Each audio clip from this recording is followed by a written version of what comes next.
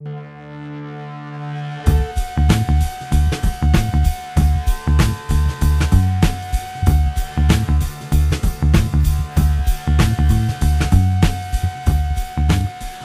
everybody, to the Nightly News Podcast. This is Professor Paul Miller, and we are here on episode number 108. This is our last episode of the fall term, and of course, we are here with our shining star, our most prolific podcast guest, Student Engagement Director, Adrienne Thoman. I always love that welcome. I feel so excited to be back here. Thank you. And we are fresh off of another couple of episodes of the Pirate Life podcast. Please make sure to check out Adrienne's podcast. You can find it on Facebook by searching the Pirate Life podcast. So, Adrienne, always a pleasure to be a part of that show. Thank you, Producer Paul. We appreciate you. An adventure, to say the least. This last one, full of stories from your recent trip to your birthday, quote-unquote, yes, trip to Costa Rica. So, one thing I did want to ask you, do they speak English there? Yes. Okay. Lots of English speaking, but not Spanish is the primary language. I would have liked to have known a little bit more Spanish. Yeah, it would have been a little bit more helpful. I wanted to ask you because you were talking about, your adventures, and it didn't sound like there was any language barrier there. So that's one good thing. And is that part of the reason that you went there specifically? No, we just are random like that. We didn't research things like we should, but we did luck out. The majority of people there did speak some, if not fluent, English. Well, Adrienne, we're glad that you made it back safely, and now it'll probably be a while before you go on another vacation because you've had two almost back to back. So we're also being joined by Nightly News President Brian Cristiano. Brian, welcome back to the podcast. Thank you again. It's always a pleasure to be here, Professor Bill. Well, I want to keep it with you here for a second, sir. Obviously, you are coming into your last term. This will be your final podcast as Nightly News President. We certainly do hope to have you back next term on a couple episodes, which I'm sure we will. But I wanted to chat with you a little bit about your recent experience that has concluded this week. Your internship over at the Pennsylvania Cable Network, PCN, just finished that up last week. Can we talk a little bit about that? Yeah, it was a great time. I, again, would like to thank Mr. Brian Lockman, the president of PCN, for allowing me to intern there for the fall. Great company. Can't deny that. Great atmosphere, great culture, great people. I highly recommend anyone try to get in there. And just a great family. My friend made some good friends, Steve, and I'm going to be helping out in January with the farm show and so forth. So tell us a little bit about what your duties were while you were there. Obviously, you kind of saw a lot of different areas. Yeah. But tell us what some of your main duties were while you were there. Yeah. So I worked a lot with the operations. So like master control, which is the last step before the air. I did a lot of recording, editing video, and so forth, setting up for live programs. It was a really good time, something that, personally, I really appreciated. And on your last call-in show, you had a very special guest. Tell us about that. Yeah, Lieutenant Governor John Fetterman, the big guy in the state of Pennsylvania. Pretty cool dude and very nice man. Very down-to-earth, very progressive. Interesting, some of the policies that he has. But it's really cool regardless of your political affiliation to get to meet somebody like that. Yeah, he was a really cool dude. Former mayor of Braddock, he's really appreciative for any opportunity to get with the media. A lot of those politicians are also, but it was just cool because all hands were on deck for John Fetterman. And of course, it was. I guess in your perspective, it was cool that was your last call-in show because you did work the live call-in shows on Tuesday nights. Every Tuesday night. We had some really cool guests, a couple from up north, down south, east, and west. But it was really cool seeing Lieutenant Governor John Fetterman there because it wasn't the first time he was supposed to be on while I was there. The Senate was just letting back in, and they didn't. They went on until like 6:30 the last time, so he didn't really get to come over the time before. Brian, a couple of things that as we move forward on the December calendar here that we want to chat about.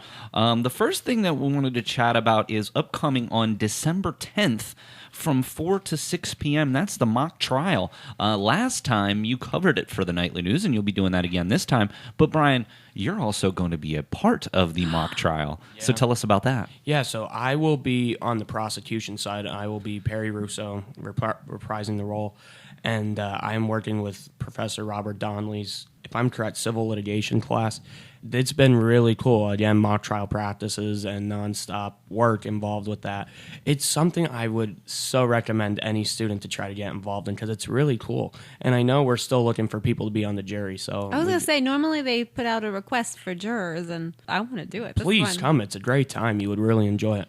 Yeah, I actually, you and I both were on the jury last year, and it was a very interesting component, and we actually did break down the case and made a decision, which when we had Professor DeLeo on last week's podcast, he talked a little bit more about that and sort of how mock trials operate, and he had actually said in his retirement, he may consider writing some of these mock trials because basically when you get a mock trial, they have to be boiled down to 3 witnesses on each side. So you can't obviously have every single witness that's in a case. It would just take way too long in a short period of time. So you have to boil down from the notes of the case to specific and very important witnesses. And so he said in his retirement that might be something that he might want to continue doing is to write some of these mock trials off some famous cases. So, and of course, Professor John DeLeo is coming into his final month here at the college, and we wish him well. Keep an eye out. Maybe there's something special going on to recognize Professor DeLeo before he gets out of here. So, again, mock trial on December 10th from 4 to 6 p.m. That'll be in the courtroom in Bollinger Hall, and Brian will be a major part of that. So, yeah, please stop by. I know we would all appreciate all the kindness involved, so please stop by.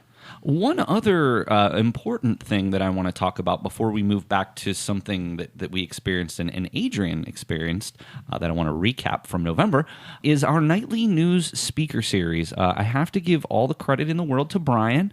Brian is the one who has set these up for us for the past few times, and that will take place on December 19th at noon in ATEC 200, and we'll be welcoming Tom Russell from CBS 21. Yeah, Tom's very excited to be here. He goes to many different schools, and he said that he's just excited to add Central Penn to the list. He said he loves doing this stuff and is excited to meet the members of the Nightly News. The speakers that you bring in are always really interesting. I have learned from every single one. They come at it from such different perspectives. I've really appreciated everybody that's been here. We've had absolute royalty in this area in terms of media personalities at the speaker series, Brian. We started off with Glenn Hamilton to Bob Hauer and then to Mr. R.J. Harris. I know, it's crazy. Well, and I mean, I want to pay my respects. I never met the man, but Mr. Greg Mace, obviously, with what just happened. Prayers out to his family. So that would have been someone down the line I think would have been a good fit for us. Of course. So, but yeah, no, we are very blessed, the Harrisburg area, to have so many good people in this area in the media. Tom Russell adding to the list is a big step for us here at the school. Brian, talk to us a little bit about when you originally wanted to do this, because again, yes, I may go out and do the shopping for the food, but it is 100% on you in terms of the booking, in terms of the communication between you and the speaker. When you first came up with this idea or wanted to do this or had the desire to do this, what was your goal for this? It was literally just, I thought it would be 10 people coming in and just hanging out, having an afternoon. But it grew every time. So, I mean, I'm excited to see how this one will be. But, I mean, I'm also very excited. It's another event coming up on the calendar, and it's very similar to, it's like with Tori Yates coming, the author. Another person that I'm very fortunate to know. And just these events where we're having media people come in, it's just good for the students, and I'm just excited for that one. We're going to flash forward. He's referring to Tori Yates, a Harrisburg author. That'll be December 12th at 4 o'clock. In the library. Tori will actually be joining us here on the podcast before he comes. So that will be our next podcast of 2020 with Tori Yates. So thank you again, Brian, for... Yeah, I promise you, Tori Yates, I talked to him on Saturday, and he's just super excited to be here. He loves doing this type of thing. And this new book, I promise you, you will not be disappointed with it. It's a really good read. So again, Nightly News Speaker Series, that's going to be on December 19th with Tom Russell, ATEC 200 at 12 o'clock. I'd simply ask if you want to come along, just shoot me an email, paulmiller@centralpenn.edu, and I'll be happy to put you on the guest list. Well, one thing before we move on, Adrienne, we have to talk about the Thespies. Oh, Janet Thespies. Bixler will be along with us later on today on the podcast, but we have to talk a little bit more about the Thespies, in which you were one of the 3 major award winners. So, Adrienne, number 1, tell us a little bit more about, what your feelings were for being chosen, and maybe more about, your experiences with the theater over the last 5 years. Well, oh my goodness, I don't even know where to start with all of that. First of all, the theater, the past 5 years, I love the focus that Janet has brought into the performances that she brings to the theater. She's bringing topics that are changing lives, showing new perspectives, changing opinions, changing minds. I love it. Very powerful shows. So that being said, shout out, a million kudos to her for the work that she has done and the amazing lineup of performances that she has brought to the stage.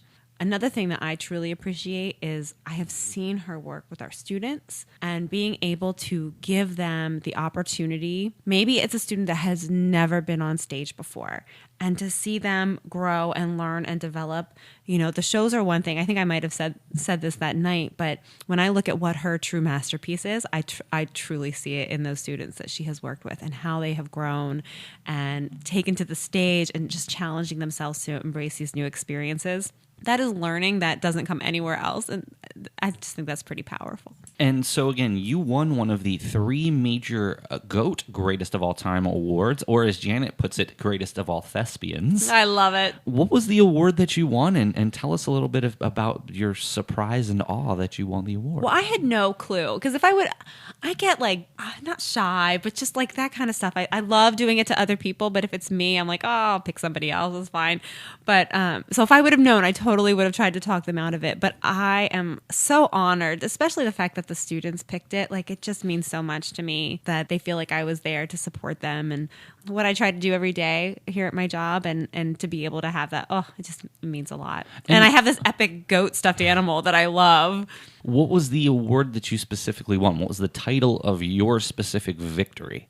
It was the GOAT. The all-time GOAT. The alumni, or the faculty staff GOAT. Okay, yeah. Gotcha. Because they had 3 GOATs, one for community, one for alumni, and one for faculty staff. So you won the faculty and staff GOAT. And I was honored to be awarded one of the Billy GOATs. They had a couple of smaller awards for individuals who have helped over the years. And Janet pointed out, I've literally had her on the podcast every single term to promote what she's got going on in theater. And almost always we send a student reporter down to do a story, which often ends up in our publication. So we'll be talking a lot more about the Thespies coming up later on the podcast with Theatre Director Janet Bixler. So stay tuned after this segment. Well, Adrienne, it is now time for the final Adrienne's featured 3 events for the month of December and our final one in 2019. Oh my goodness. I can't believe it's almost 2020. We are inching ever closer. So, all right, Adrienne, on Adrienne's featured 3, what is event number 1? Oh, number 1, on December the 7th, it's a Saturday morning, we are trying to get a group together to go to the Jingle Bell Run. It's in the morning at Springgate Vineyard, and it benefits the Arthritis Foundation. There is a student cost. It's $10 for students, but the actual registration fee is higher. It's going to be sponsored by the Student Activities Office. But we're hoping to get a group together, and it's going to be, I'm sure, very, very cold, but we're going to be dressed in holiday hats and antlers and whatever else costume-wise we can find and do the spirited run. So we actually have a group that's talking about starting kind of like an informal run club. Sean Humphrey may be there to advise that group and might be running along with us. So shout out to him and to Andrew Day, who's the student that's leading that charge. Okay, so the Jingle Bell Run, December 7th. Please reach out to Adrienne Thoman at centralpenn.edu if you're interested in joining the group at the Jingle Bell Run. All right, Adrienne, let's move on to event number 2 in Adrienne's featured 3. Number 2, another holiday-oriented event, a little bit anyway. We're doing our Family Flick series on the 14th. It's a Saturday afternoon at 2 o'clock in our Capitol Blue Cross Theater. And we will be showing The Lion King, the live-action version. But before the movie, we have a very, very, very special guest. Santa Claus himself will be there. Well, we are very honored that he's taking time out of his very busy holiday schedule to come to Central join us. Penn. I love it. So he's going to be there. Our alumni association is helping to put that together. So come early for the movie, get a picture with Santa. We'll have cookies, and I think they're going to do like hot chocolate and that kind of stuff. So talk a little bit about these family flick series. Obviously, this has been going on for much of the year. It's always the second Saturday, is it? Depending on, we had a couple that we had to flip because of like fall harvest and some other set events, but typically the second or third Saturday of the month, we do a family-friendly movie in the afternoon. Now, how do you go about picking the individual movies? Well, it depends. Sometimes I recruit the assistance of students that are nearby. My student workers sometimes get pulled in to give their expertise. We work with a movie licensing company, too, that you can usually give me some good tips about what is new into the ability to be able to license and screen. And typically come in, free popcorn, free movie. I mean, honestly, in today's day and age, to have an event like this for free, it's pretty unprecedented. And this one, like you said, is going to be even more special because Santa will be here. He'll have some hot chocolate, free popcorn, free movie. And Lion King, it wasn't that long ago that it came out, so it's still relatively Most new. of the movies we get like literally like as soon as they're released to the public. So we're excited to have it. And I haven't seen it yet.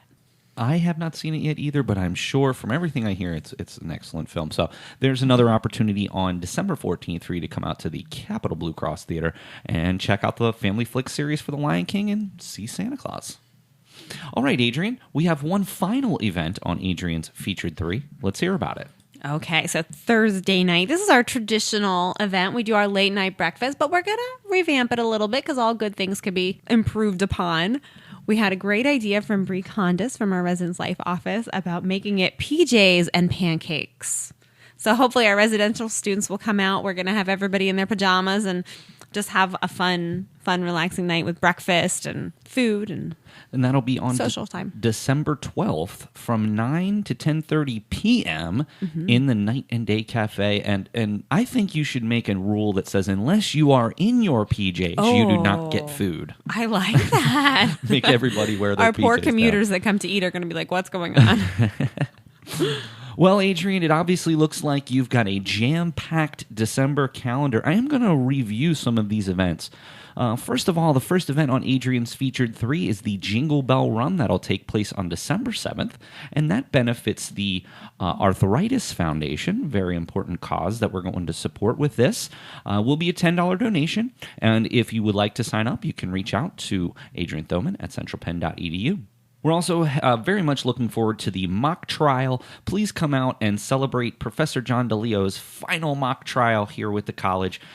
He is one of the organizers of the event. And, of course, Brian Christiana, Nightly News president, will be a part of that, and that will take place in the courtroom on December 10th from 4 to 6 p.m. PJs and Pancakes, as we just referenced, that will take place on December 12th from 9 to 10:30 in the Night and Day Cafe.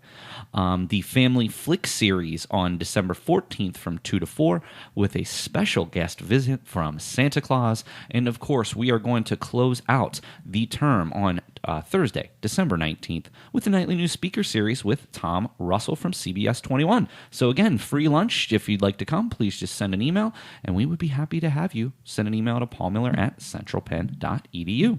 All right, well, before we get out of here, again, this is President Brian Christiana's last podcast as the president. Of course, we certainly hope to have him back again. But Brian, one final thing that I wanted to know, what do you have on the horizon here? I know that I personally know, but I don't know that our listeners necessarily know. You do have 2 more classes to complete. What's next for you? Well, right now, my biggest thing, probably, if I'm correct, by the time that this will have been released, I would just have completed Radiothon. Janet Wise Children's Hospital spent a couple days. I'll be spending a couple days up there in Danville. Then, just a couple different things. I'll be traveling again to Reading, Allentown, and Williamsport doing different stuff, helping out with PCN still. So a lot of interesting things. A lot of things at the school, finishing up with maybe with some basketball here and there. Just getting ready for sports and just working.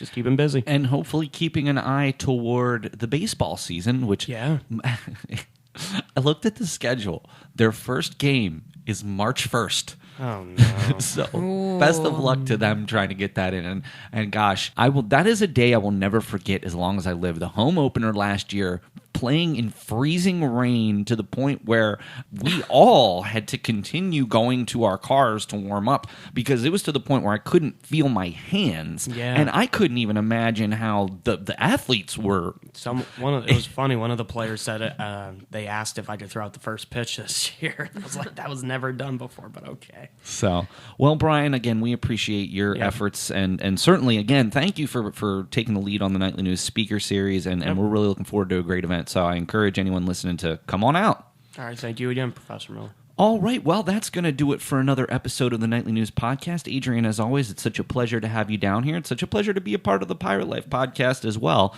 but I appreciate you being such a wonderful colleague. Thanks for having me. I appreciate you too. Of course. And Brian, I hope that you have a wonderful holiday. We're recording this just before Thanksgiving, so hopefully you have a nice holiday with your family and get ready for the last couple weeks of the term. Cowboys are on Thanksgiving. That's all that matters. Well, hopefully they can pull out a W. All right, well, that's going to do it for another episode of the Nightly News Podcast. As I mentioned earlier, please stay tuned for Theatre Director Janet Bixler. She'll be up next. But for now, this is going to be it for another episode, and I'd like to thank Nightly News President Brian Christiana, Student Engagement Director Adrienne Thoman. This is Professor Paul Miller, and we will catch you next time on the Nightly News Podcast. This is co-president of the Nightly News Media Club, Tyler Coleman, and you are listening to the Nightly News Podcast.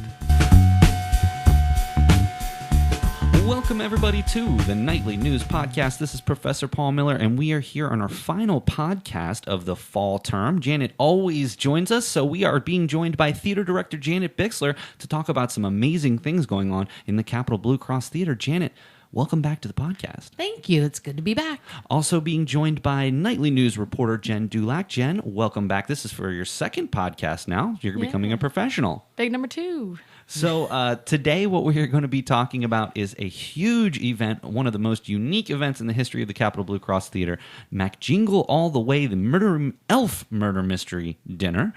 So we're going to be talking a lot about that, but we cannot even make one more word on this podcast until we talk about one of the biggest events in the history of the Capitol Blue Cross Theater, the Thespies. Janet, let's talk about the Thespies. So this was something that happened just a couple of weeks ago, and it was for the 5th anniversary of the Capitol Blue Cross Theater. Let's start off by talking about where did this idea come from to do something like this? It came from you, Paul Miller. Oh, it did not. Yes, it did. So, Jen, I don't know if you were over here when Paul Miller did this event that I'm about to share. Paul did a special invited event for celebrating the 100th episode of the Nightly News Podcast. Do you remember, Paul Miller? Well, of course I did. I put a lot of time and effort into it. Exactly. And I was so impressed with everything that he did and the turnout and the energy and the joy that we all had in the celebrating all the work that Paul has done and all the work the students have done that Right, Paul it's not has just organized. Me. I never want to take credit for this. Yes, I am the host, but honestly, no one wants to hear me talking to myself. So it's the people that I have on, it's the students that I have on that are getting experience doing this. I don't want to take any credit for any of the things that we do as a club. I like to think of it more collectively. Well, I agree. However, it would not have happened and these opportunities would not exist if it weren't for you making them happen because it didn't exist before you. Well, I appreciate that. Thank you. So attending his 100th episode celebration made me think, oh my gosh, the theater's turning 5 years old and I haven't planned anything. And then I scrambled and I said to the Central Penn player officers, Parker Rose, Bree McCoy, and Taylor Lajak, I said, the theater is turning 5 years old. What are we going to do? We should celebrate it. And they're like, yes, something like the Oscars. And I'm like, oh my gosh, it's already going to grow out of control. And, we had other things that had to happen and we didn't plan for this and I had no money in the budget for it. But they're like, yes, we will support you the entire way. We will help you do everything. I'm like, okay. This was literally, when was your event? Because I went to them the next week. It was in August because our last podcast of summer was the last week of August. And our podcast comes out on Tuesday and we had the event Thursday. So yes, it was the final week of August. Right. And the theater officially turned 5 October 9th. We go on break for between summer and fall, like September 23rd. And then the students come back October 6th. And then October 9th would be our 5th official birthday or anniversary. And there was no way we were going to be able to make it happen then. And then, of course, we have Fall Harvest, which is a huge undertaking by the entire campus. And there was no way we could make the Thespies happen before Fall Harvest. And then we wanted to make sure Dr. Fedrizzi could be in attendance. And we looked at her calendar, and it all happened basically the week after your event. And she told us that she was available November 9th. And so we chose that date. Yes. And then I got very concerned, and we pulled Adrienne in. And we also had to work around Adrienne's schedule because she went off to Iceland and then she went off to Costa Rica. Yeah, it must be nice, right? Right in the middle of a term, take 2 separate weeks off for 2 separate vacations. Right. Good for her, though. I know. And so we had to have her there. So November 9th. And then the students went on break and all this other stuff happened. And we had to make it work. And thank goodness Jen, who is sitting with us, sings. And we were able to create a really cool opening moment. And then the officers were willing to meet with me at weird times. We would go grab like breakfast or lunch or something weird times. And we started to create the program. And we really, from the beginning, knew we wanted it to be campy. And from the beginning, the officers knew they wanted everyone who came to dress fancy. As long as it wasn't normal, you could dress any way you wanted to, from formal to costume. And it took shape. What I really enjoyed about this was, I guess the thing that I took away from the 100th podcast is how special it is to honor people. So, for example, for ours, we knew we wanted to do something special, and I'm just going to kind of walk through the process of how we came up with this. We wanted to do something special, but we didn't want it just to, hey, come down and let's just hang out and eat, which, of course, is a part of it. But we were sitting there, we just brainstormed as a club in a club meeting, and Kim Musser actually it was the one that came up with the idea of the Nightly News Hall of Fame. You know, we've been around not quite 5 years, but we had been around since 2016, so coming up on 4. And that 100th podcast for us was enough for us to say, you know what, let's look back at some of the individuals who were really instrumental in making the Nightly News what it is today. And obviously Norm Geary, when we think back. And obviously there are plenty of deserving people, and I certainly hope that no one felt snubbed that they didn't get in the first class. But when we look back, Norm was really the automatic entry. He was around for so long. And I said this and shared this at the event. Norm not only was so instrumental in the podcast, but obviously when our former club member Nasir Harris passed away, he was instrumental in helping Cy Pinthong do the documentary. He also was a mentor to other students. Obviously, Norm was a non-traditional student. He was, in his 40s when he came here on campus, and his mentorship to many of our younger club members was just so invaluable. And again, not to say that others didn't do the same thing and haven't had such a, I think of Sherry and Yuli, and trust me, they will be honored at some point. Because obviously they were extremely instrumental as well. But that's kind of how we looked at it. So the idea of recognizing people from the past is something that was important to me, and certainly something that you did as well. And that definitely solidified when Parker at our very first meeting said, we need, because they couldn't call it the Oscars, they couldn't call it the Tonys. And I said, well, we always use Thespian of the Week out of our club. Why don't we call it the Thespies? And they thought that was great. And then I researched, and we're not the first people to do that. But we thought, oh, okay, well, we'll just keep it. And then I'm like, well, what is the name of the award that we're giving? And Parker said, oh, the GOAT, because apparently that's a thing now in sports, I think. Greatest of all time. Yeah. Right? And did he share that with you? Yes. But it's like a current popular thing, I think, to say, because not back in the day, we weren't really saying that. And then I said, oh, yeah, greatest of all thespians. And then we made a point that our theater wouldn't exist if we didn't obviously have student participation, but faculty, staff, and community. Of course. And so we made the categories. And then I said, oh, well, we can't just give 3 awards. I mean, yes, 3 major awards, but there's lots of people over 5 years, and really, it's been about 24 productions, and that's not including the 8 films from the Humanities and Sciences film series that we did. So there's a lot of stuff that happened in there. We couldn't have done it without a lot of different people helping. So then we created the Billies, which were the little Billy Goats. And I was honored that I won Billy the Promoter, and you recognized me for not only just having you on the podcast, but we, as often as humanly possible, do send a student reporter to cover that, and almost always that's in our quarterly publication as well. So that is always one of the things that we look toward to make sure, because the things that you're doing on campus, Janet, are special, and I know you know that, but to us as a campus at large, what you do there is really something special, and just the eclectic nature of the different types of performances that you do down there, it's something special. So, Jen, I want to go to you. You had probably one of the most memorable moments of the evening, and it was your singing. I never knew that you were such a great singer. It was really fantastic to see you at the beginning of that show and really just belt it out. It was something special. I mean, I've sung for 13 years, just like as somebody who learns to sing, not just like, singing in the shower, because anybody can do that. And I've been in a choir for, who even knows, for 8 years total, because this is my 8th year. Because I joined the Central PA's women's choir. Okay. So yeah, and I'm the youngest person in the choir. Wow. Everybody's like in the, like their 40s to 60s, and I'm the only like 18-year-old.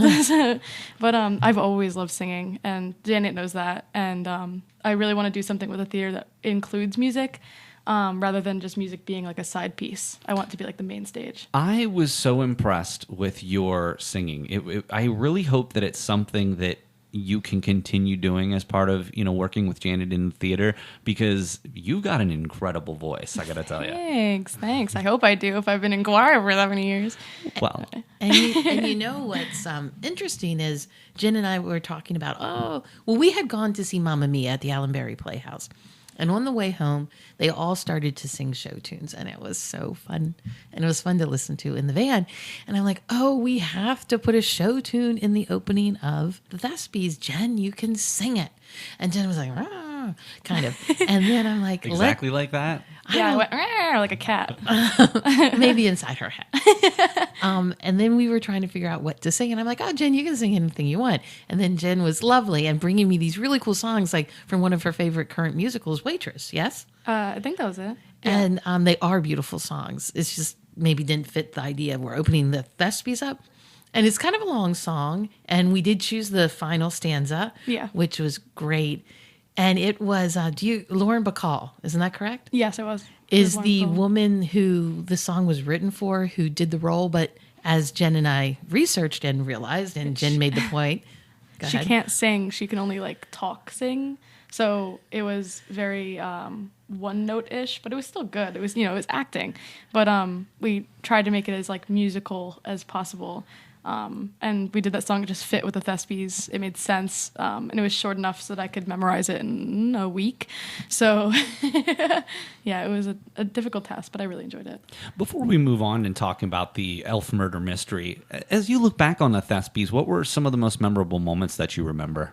Well, we had a really great turnout from alums, from faculty, staff, and from community. It was a nice eclectic group. A big highlight was not only the students involved helping make it happen, because that would not have worked if they weren't part of it. And Bree, Taylor, and Parker really coming together, and they really sold their MC moments. Do you agree? Yeah, absolutely. Jen? I was so proud of them. And then Taylor bringing in her drum, and me forgetting to let her do her drum. But that was funny. Like that. Yeah, I mean, you could just tell that was something natural that wasn't necessarily planned, and it made the night. Oh, that's good.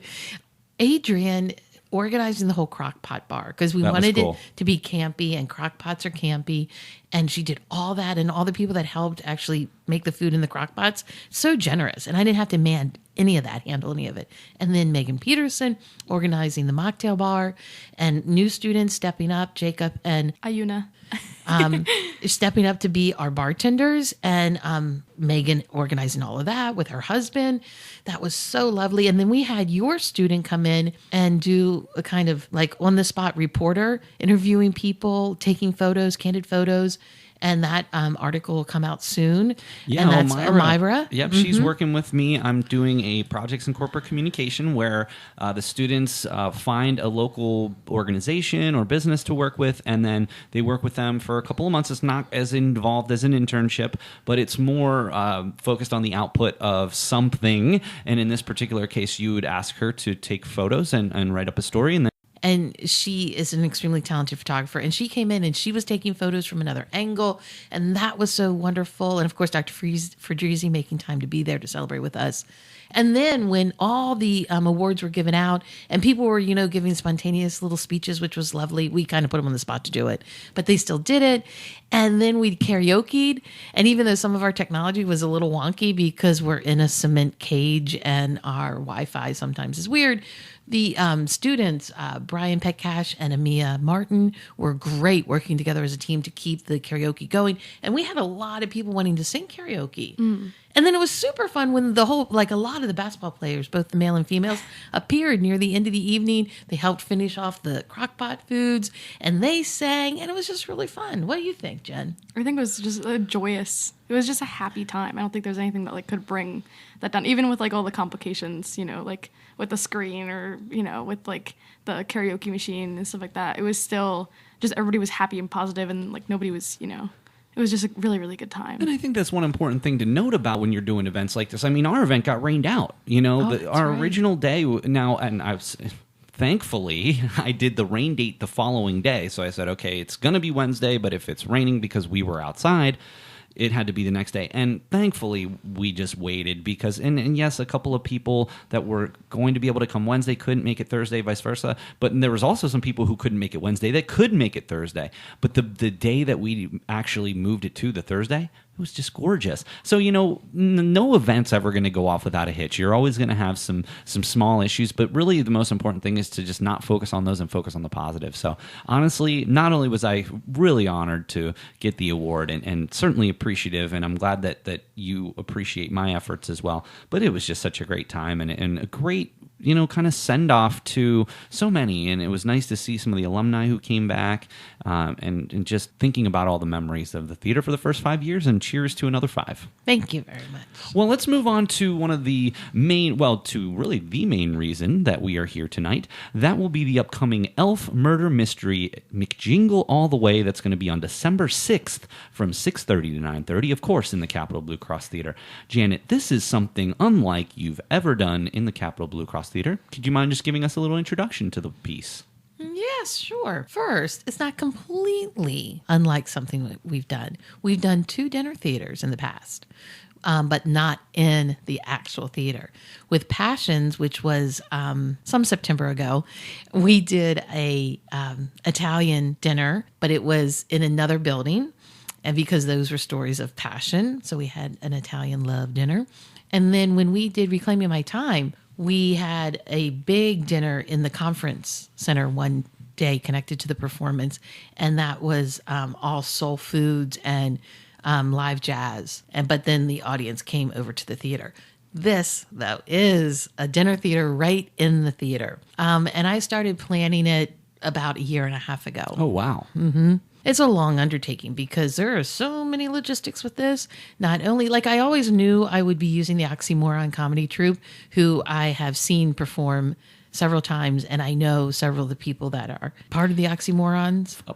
When you talk to Sarah, please tell her that I said hello. Sarah Shaw from the Oxymorons. She was actually on the show and happened to make our best of show as well. So, that's great. Yeah, she was here for her Mirror presentation years ago. This was, I think it was back in episode 30 something, and that was one of the most profound podcasts because it was such an important topic and still remains an important topic. So please let her know that I said hello. Talk a little bit about the plot without giving too much away, of course.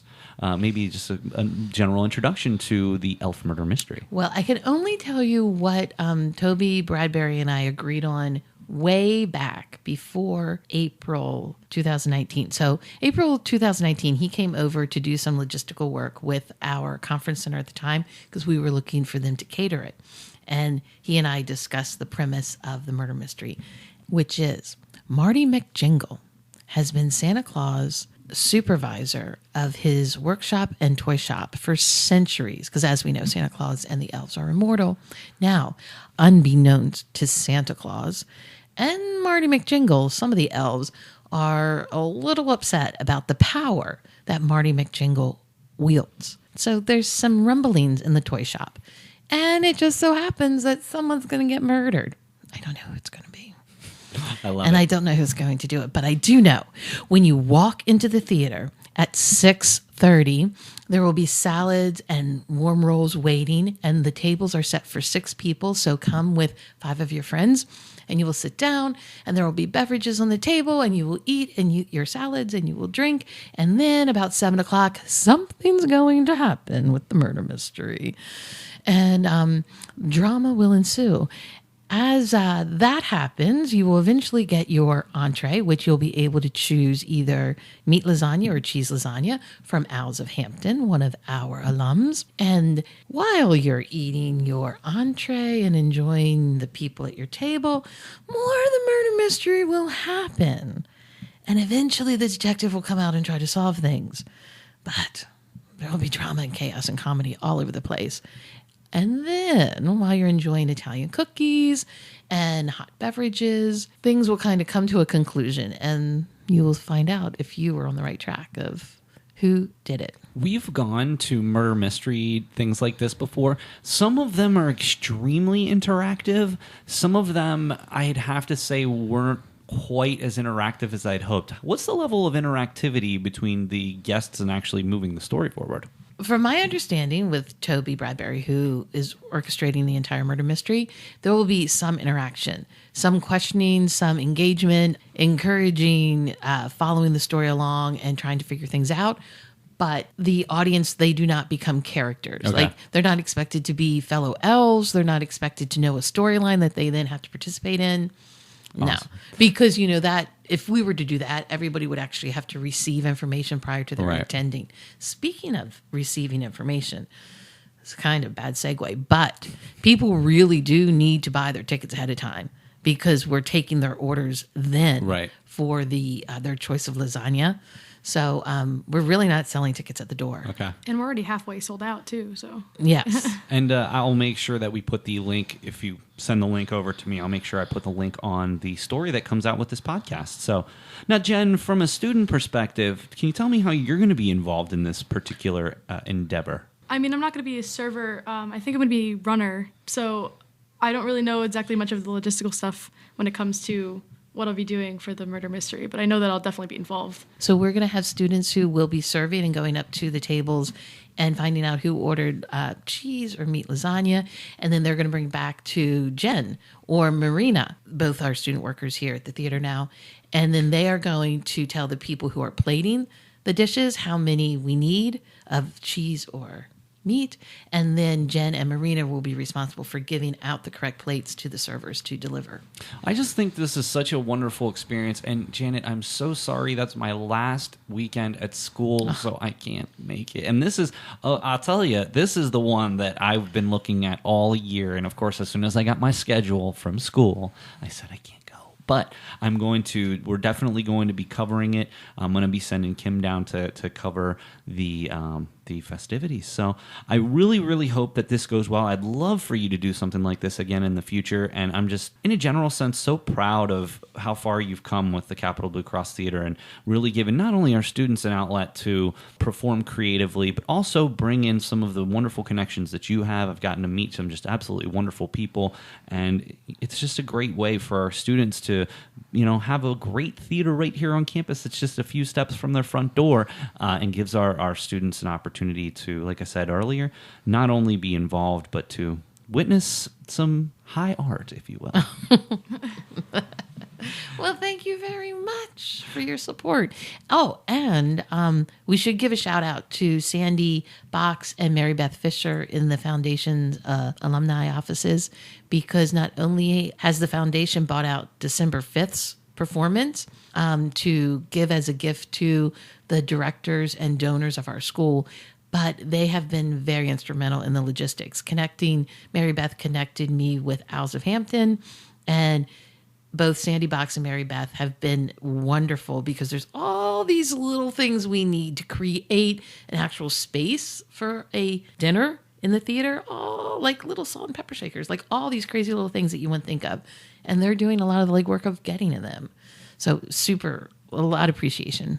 And of course, fans of the podcast know Mary Beth and Sandy. We have them on every time there's a scholarship that opens up. So, well, that one final plug. That's McJingle All the Way, the Elf Murder Mystery Dinner. That's going to be on December 6th from 6:30 to 9:30, featuring the Oxymorons, food from Owls of Hamden, the alumni, Albert Kaminsky. I actually got to give him an alumni award at the last Alumni Awards dinner, which was very cool because I have a high respect for him and what he does. And of course, looking back, the Thespies. Just a wonderful event. And Janet, it's always just such a wonderful time to have you down here and talk about what you're doing, but not only that, experience what you're doing in the theater as well. Well, thank you very much. It's always lovely to be here. That's wonderful. And of course, Jen, thank you so much. You've really stepped up this term. You've already been on a couple podcasts. You're getting you have a story that you wrote about the Thespies that's going to be coming up here shortly. And it's just such a pleasure to have you on the Nightly News team. Absolutely. All right, everybody, that's going to be it for another Nightly News podcast. Before we get out of here, please make sure you grab your tickets for the Elf Murder Mystery Dinner. The link will be along with this podcast. And, this is the last one of the term, so we're going to take a little break over the holidays. And, of course, we'll be back with the Nightly News podcast in January. But for today, for Theater Director Janet Bixler, for Nightly News reporter Jen Dulac, this is Professor Paul Miller, and we'll catch you next time on the Nightly News podcast.